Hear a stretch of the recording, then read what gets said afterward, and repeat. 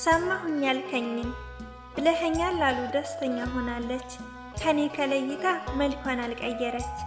አትወደኝም ነበር ድሮ አብራኝ እያለች እኔን ስላጣችኝ ፈጽሞ አልተከፋች። እኔ ምልህ ውዴ አስበኸው ይሆን ስልክህ ከደውሎ ሙታለች መባል? ያላንተ ከብዶብኝ መቆም እንደማልችል እርግጠኛ ነበርክ ከልብህ በመማል? አፈቅርሃለሁ አወድሃለሁ አንተን ስላጣሁም ክፉኛ ያዝኛለሁ። ዳግም ላልነሳም ልቤን ሰብሬያለሁ።